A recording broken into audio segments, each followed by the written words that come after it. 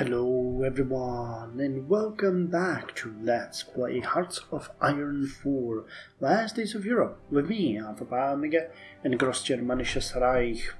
So, I got an interesting comment on my previous episode which was about, this being very long and how can anyone watch this? And I realized that the people that are watching this are, I just wanted to thank you guys for hanging out, enjoying the story, and I'm hoping that you're having fun and that you will enjoy other stories that are ahead of us. And wanted to invite you, if you ever want to, check out my older videos, because there is a lot of complete playthroughs where I started something and I ended it, which I think at this point on YouTube is fairly uncommon. People usually jump from one thing to another, but if you're here, you are like me, and you could enjoy any of that. Anyway, the point is, thank you guys. Thank you guys for, following me, making my day, and all the comments and love and likes and everything, because that is what I get from this by trying to entertain you. Anyway, yeah, I'm trying to stall. I don't want to deal with this. Jesus, I wonder when we're gonna fight the Armeeverband Freies Europa. Well, they're spreading and the situation is getting worse, but as Wolfhall actually pointed out quite right, we have never really finished our army reform. Now, two things need to be done. First of all, we still have the Gebirgsjäger over here, so we're gonna take them, and they're going to be stationed at the place where we want them, which is the Caucasian Federation, which is mostly hills, so they're just gonna go chill there. And they're gonna drill, because they're one of the few units that are not actually at the, what's the level called? Regular. Okay, so they're gonna go there, and they're gonna drill. And second thing, we actually never really finished up the template for garrison units. Now, you will remember that we have the Port Louis, Saint-Denis, and Leopoldville garrison. All of them are staying in Africa, and we actually, for some reason now, I think have only 48 divisions. Yeah, 48 divisions. So that actually tells me that we could train one more and put it to St. Petersburg. Actually, we could maybe even put two there, but... Well, definitely at least one in St. Petersburg. And then we have... Well, we have the Marines over here, so those are kind of able to keep this area safe, but I might actually put one more in Leopoldville, because just one unit for this entire territory does not seem as enough. Anyway, what is this going to be like? Well, we're going to design it right now. We are going to call this... Damn, I forgot what garrison is. Wacht, yeah. Wachttruppendivision. Wait, did I duplicate it? Yeah, I did duplicate it. Okay, cool. So Wachttruppendivision, and we're gonna do a couple of changes. So first of all, they're gonna have 3 entire rows of infantry battalions, and they're going to have 2 additional rows, one of anti-tank and one of anti-air. Now, if we switch to this infantry for artillery, what would be the change? It would give us extra stuff to tank, but other than that, everything would be worse. So let's keep it like this. This cost us 70 army experience, and one more change that I wanted to do was change the engineering company for the armored engineer company, which is going to give us extra hard attack, but extra 5 entrenchment. That's the important part. Even if the defense goes down a bit, the entrenchment itself is going to make up for it. Plus we get extra defense on river, amphibious, in urban. That's also important, and a bit more movement. And I was thinking of changing the field hospital for something else. Now, quite honestly, if we look at it realistically, The only thing that we might want to have here is the heavy support component, because that would lower the supply usage by 55%, give us extra fuel capacity. Would it lower the fuel usage? No, it would actually greatly increase it. What if we went with you? No, that also just... No, you would actually lower the fuel usage. The regular... Okay.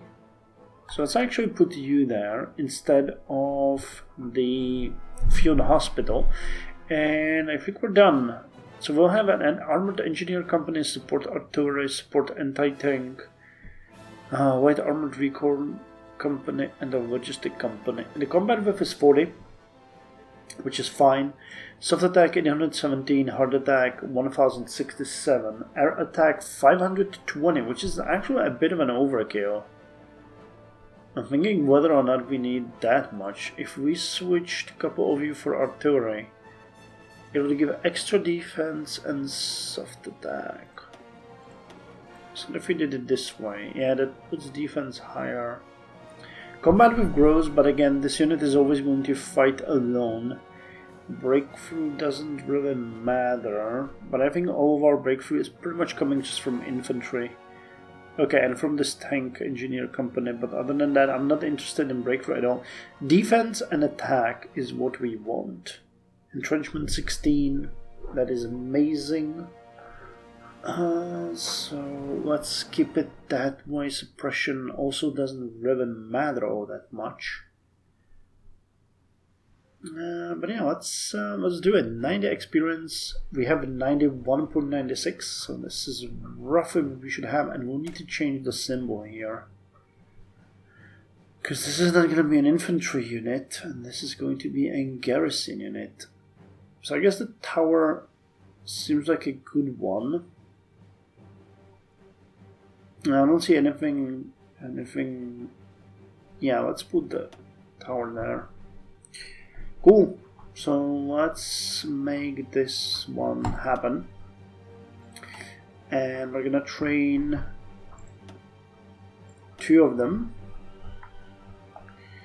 Position them at this point in Germania. I don't think we can position them directly in Africa, can we? Nope, nope, no big bag of nope. Okay, only here. So that's fine. And we are going to change you guys into this template, which is gonna be way more suitable to you. So if you wanted to do that, manpower, and I think yeah, we're absolutely fine. But we'll need to drill them, unfortunately. Unfortunately, we'll need to drill them. Okay, and you are not supposed to be part of the colonial garrison. You are supposed to be part of the 4th Harris group. But yep. Cool. So that deals with the army stuff that you guys were talking about. What about the navy? Of course, we got the name more subs, which is always good. That's the old class of ships. So let's put you here, have you drill, and we got first T-class cruiser. Nice. Let's put you over here with the frigates so you can drill with them. But yeah, the new generation of ships is coming online. That is amazing, isn't it? I think it is. I think it is, and if you guys don't think so, then you don't understand the beauty of modern naval ships.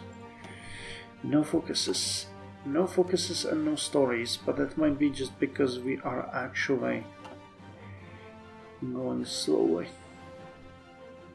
I don't want any more bad events. I want an event where we will not have any bad event.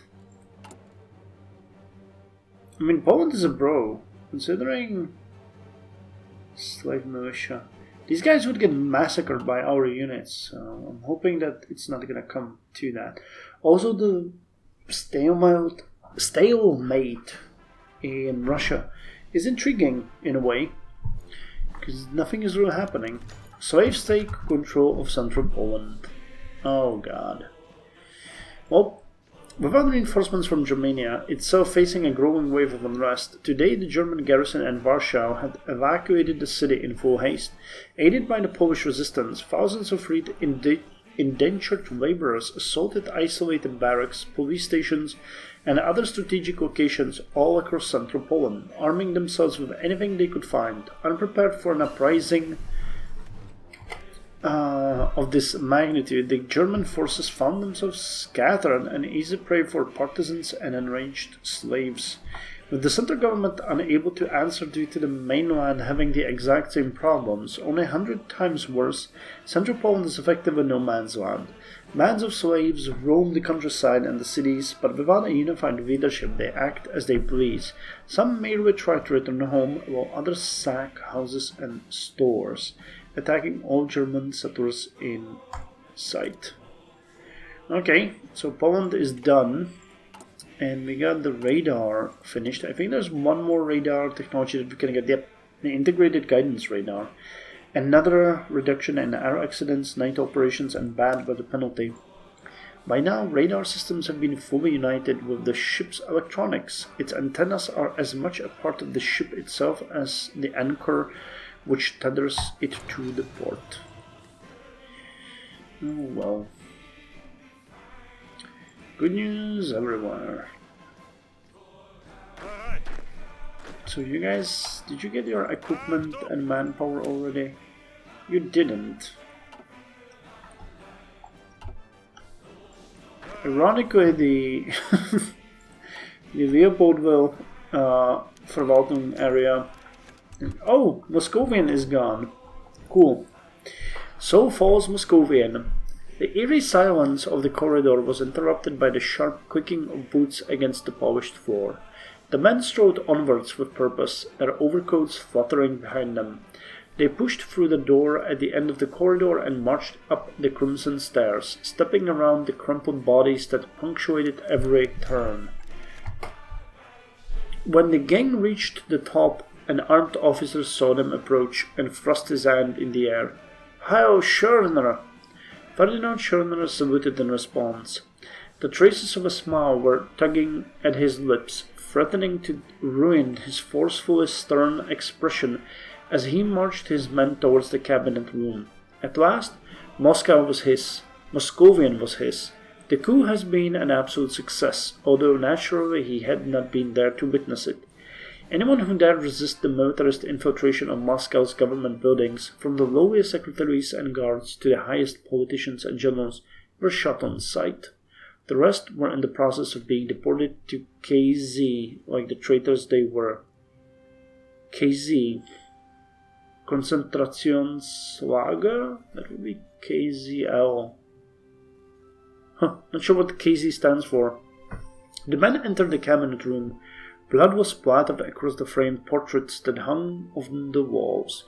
Remmer took a seat at the far end of the table and began speaking in a mockingly reedy voice, replicating Alexis von Roene's mannerism perfectly. The militarists cackled with laughter. A gunshot rang out somewhere on the floor below them. The Reich cried out for a savior as the waves of treason threatened to drown it forever, and Schörner answered the call. A thin smile finally spread across his face. How long until his men were storming Germania and dragging the liberal rats out of the Reichstag by their ties? So this dude is actually now way more dangerous than Moscow itself. Okay. I think this is a reaction to the uprising here. We ought to pull our forces out of there. I do not trust them to be safe there anymore. So this is... But where are we going to pull them to? Well, with all of these uprisings, I think we might want to have them in our integral territory. So you guys are gonna go over there, take the rail. You guys are going to go over here. and protect this area. No. Okay, you guys are yet another unit. So you are going to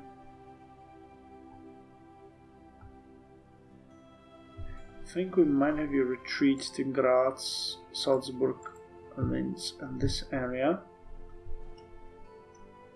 Also take the rail, because it's no longer safe in here. And you're the Special Operations Group. Caucasian Federation seems to be stable for now, but I don't really know if that's going to be the case for long. So you guys would just go over there. Again, take the rail.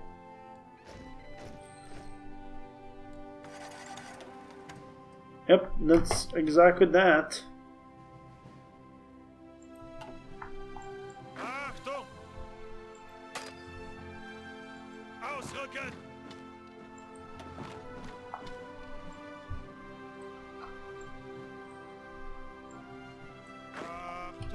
Can I get all of you in here? Take the rail, I told you. Take the rail, I said. Take the rail. Take the rail. And it's that. Everyone. Okay, the party's champion. Oberwender trusted few men nowadays, and those men sat with him in this room.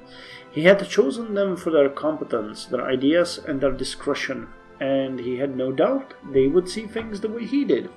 Nevertheless, they seemed to be taken aback when he first proposed what he feared needed to be done.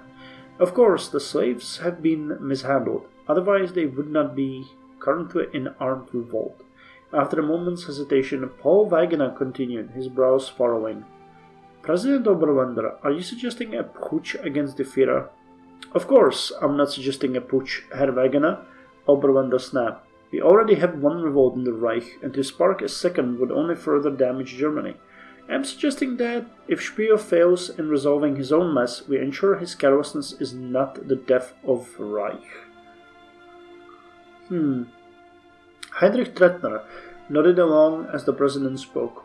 If even one mother loses a son because Speer felt the need to curry the favor of Untermenschen, I worry for the future of his Reich. He glanced over at Wegener, who still looked uncertain of the prospect. Would this have happened under Hitler, Paul? I don't think it would have. From the bottom of my heart, Herr Wegener, I hope that this revolt will prove insignificant, and that the slaves will become docile at the first rattling of a saber. Oberwender's face was a blank sheet, betraying nothing but grim determination, but I fear that it will not, and that is an eventuality for which we must prepare. The Reich's saviors. Okay, the slaves are still there.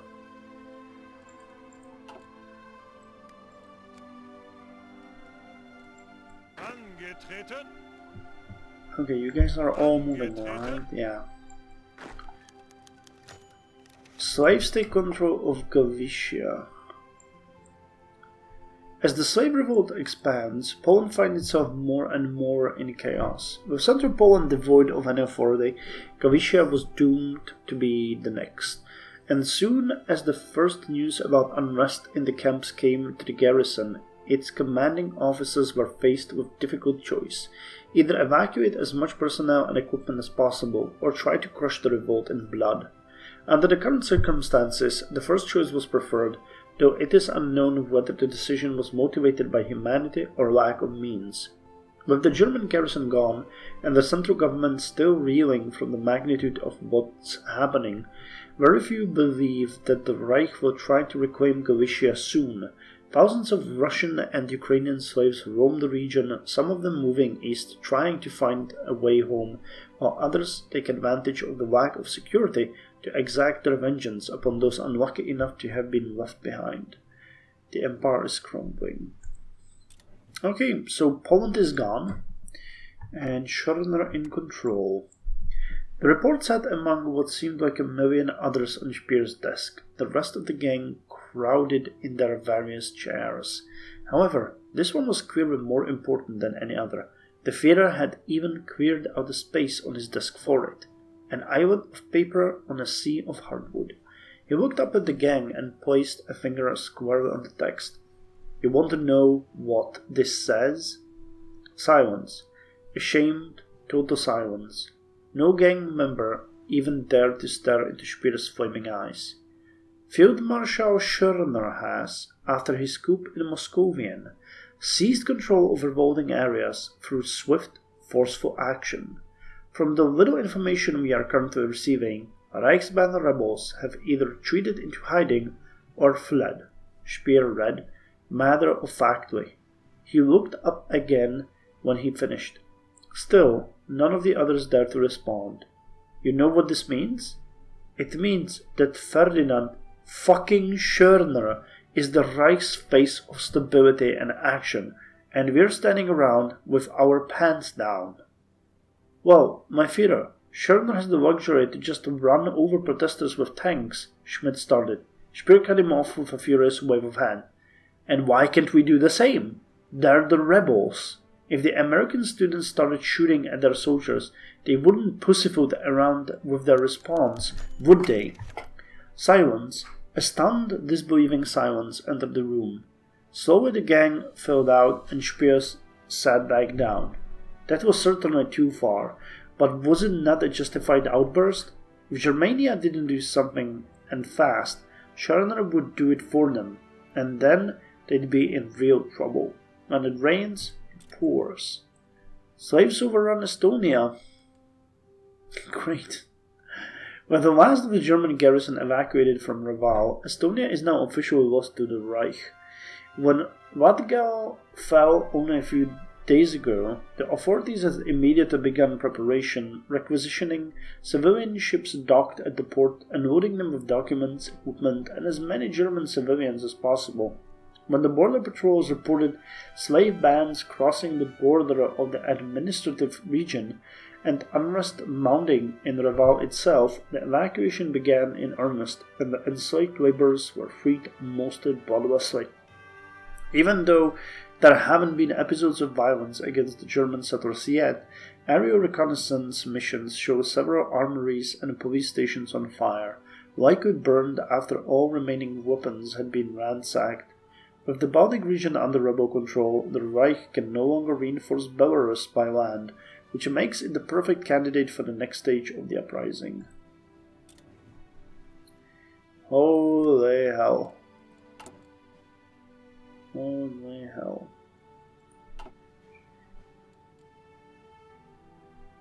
Ukraine is having issues too. Caucasian Federation is like the only one that's actually free of issues. Who's leading the Army Verband? Willy Brandt, leader of Army Verband Freies Europa. Willy Brandt fights for Europe many believes will never exist. Born as Herbert Fram in 1913, he strove with determination during the Weimar years to maintain the democratic republic against the threats of the Nazis and communists alike. As Fram, he joined the SPD aged 16, the SAPD aged 18, and the anti-Nazi resistance just aged 20. The death of Fram and the birth of Willy Brandt came when he fled to Oslo to establish the SAPD cell as a bastion of German resistance.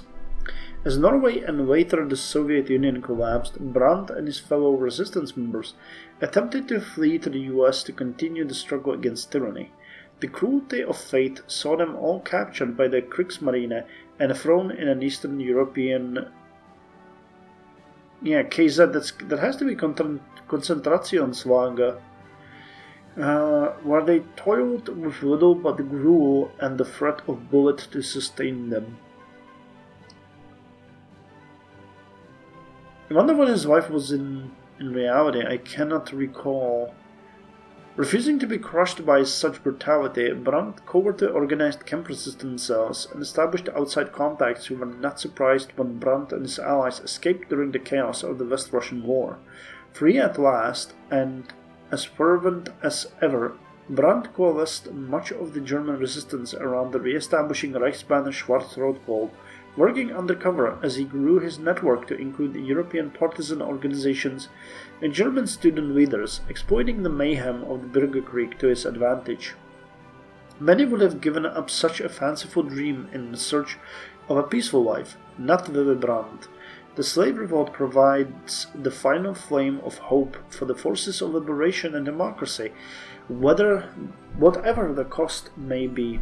The final die has been tossed, and only time will tell if it heralds freedom or death. Slaves overrun western Ukraine. With Poland almost entirely occupied by the slaves, Ukraine found itself cut off from support coming from the mainland. As expected, the news of the ongoing revolt spread quickly among the indentured assets in the camps and factories, and soon unrest soared above what the security forces could cope. After uselessly trying to contain the wave of strikes and armed assaults, the Ukrainian authorities have ordered all military and administrative personnel to evacuate towards the east. While the report of German settlers overloading ships in Crimea and fleeing towards Turkey are dismissed by the government as nonsense, there are no doubts about the seriousness of the situation. Should the Reich fail to restore order, the revolt may overwhelm Kiev and eastern Ukraine, and in such case, German control over Eastern Europe will soon collapse. Belarus overrun by slaves. No, that's amazing. You guys can. Okay? You're making it through. Okay, through Romania now. Gotcha. Still taking. Yeah, I need to reorder you to take. Wait, why don't you guys have a general?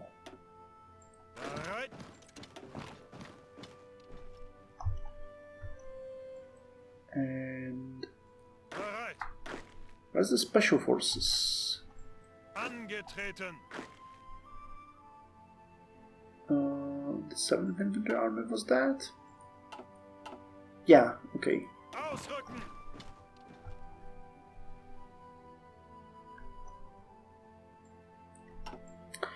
Okay, Belarus overrun by slaves. That's another awesome news. As the German hold over Eastern Europe weakens with every passing day, the Reich suffers another blow to its reputation as Belarus falls under control of the slave revolt. Weapons had been smuggled inside the labor camp around Minsk, and when night fell, the revolt erupted, taking the security by surprise. Many were killed, and those who survived could only escape to the city and warn the administration. With barely enough time to gather their families, the officials were hurriedly evacuated alongside most of the garrison. With the fall of Minsk, one of the main centers of German administration in Eastern Europe, the chain of command is quickly coming apart as the remaining minor administrations desperately try to save themselves from what is felt more and more like a looming doom.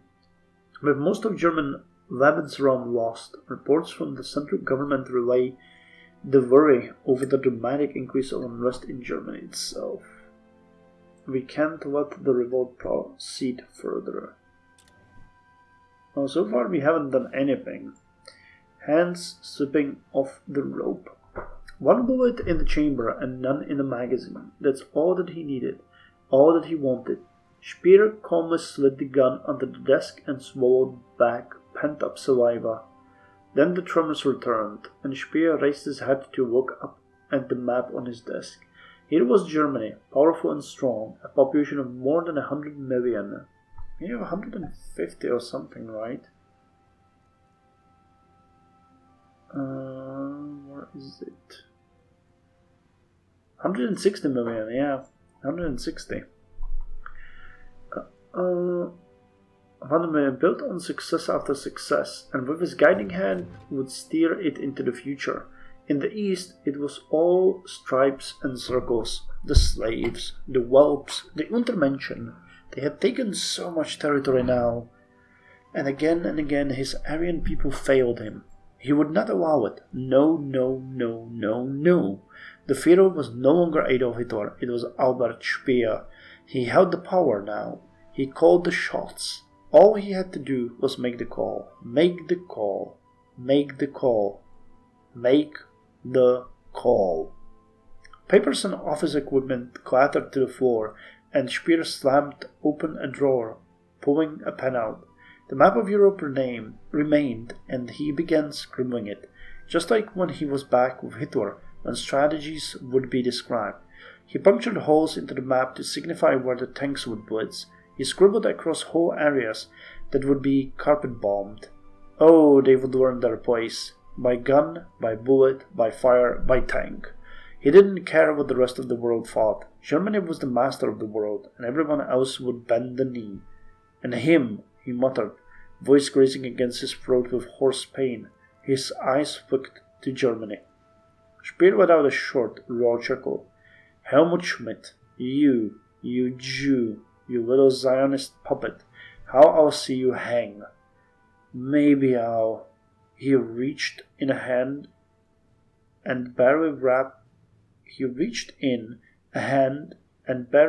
his fingers around the grip as he pulled the pistol out, and it clattered weakly on the table. Yes, that's what I'll do. I don't need to sign papers, I'll just do it myself. He laughed harder this time, and he furiously drew on the map, a line here, a circle there. There will be 1,000,000 dead Untermenschen before they take an inch of Germany. And Helmut Schmidt and his friends will be shot. Okay, this is getting really dramatic. Decisions available. Civilian investment. Okay, we could hold a speech. I don't want to do that. I mean, it must get worse before it gets better. That's the usual way how things work, but it is getting way worse. I still don't know why we have Iran here. But okay, maybe something will happen there. We have 1,127 sympathizers, 453 sympathize with OFN, and 550 are still unsure. We don't want to brute force anyone, we don't want to increase tensions. Suspicion will hopefully not grow much further, 77 days before we can see the unification. Okay. You guys still haven't received your equipment, that is insane.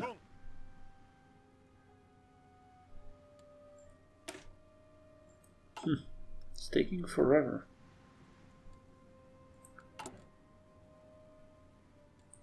Okay, I'll do one more event and then I'm gonna head to bed. I wanted to... Oh, okay.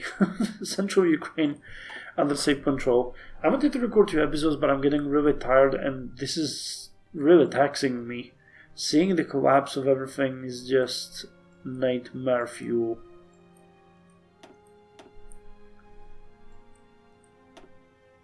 What is going on with you guys? Oh wait, those are not ours, yeah, because they have the... Damn, they have the Hakenkreuz crossed. It's really hard to see that, but, you know, I keep clicking on them, but they seem like they're ours, but they're not. They are not. Okay, so let's read this ended. I'm gonna go to bed. Tomorrow I'll do 2 more episodes as usual, maybe even 3 to make up for the one that we're missing today. Central Ukraine under slave control. The wave of unrest in the wake of the slave revolt is growing to cataclysmic magnitudes, and the German government finds itself unable to react. Kiev, the main settlement in Ukraine and the largest industrial center in the region, has fallen during the night as thousands of indentured laborers managed to free themselves and attack the guards. The garrison desperately tried to hold the city, but they were only a few hundred against tens of thousands. Faced with the prospect of having to fight to the death against a human wave, or call the Luftwaffe and burn the city to ashes to keep order, the commander chose to retreat. Within a few hours, the government and their families were evacuated to Crimea in a heavily escorted convoy, immediately followed by most remaining German forces and all those who feared for their lives. Without a functioning administration, order across Ukraine is collapsing. While the revolt is yet to hit the eastern part of the country, the Reich fears it will touch the Caucasus, one of the regions with the highest percentage of slaves in the entire Reich. Take the Caucasus at all costs. Well, Caucasus is now considered a demilitarized zone. So while I kind of understand what you're trying to do here, you guys will retreat. You guys will... Wait, you guys will... what's going on?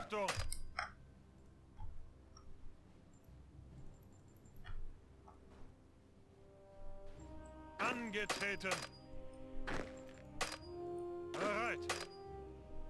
Are you considered exiled or are you to attrition? Achtung. Come on, get the hell out of there. Okay, I can't. Maybe we'll need a day or two. Oh, it's probably because their organization... No, their organization is high enough. There's no available land route. Ausrücken.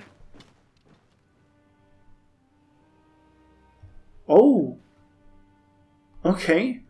So they were evacuated. Cool then. Well, I guess that makes sense. Anyway, thank you very much for joining me for this episode. I'll see you in the next one. But yeah, I thought this was the issue. Nope. I really wonder what Muscovian is gonna do with this. Whether it's gonna spell there's gonna be a war. Do we have any information about this? Actually, we don't, but we should. So before I forget, we are going to send you guys in here and in here, and you're gonna tell me as much as you can about the Army Verband. Cool. So, see you next time.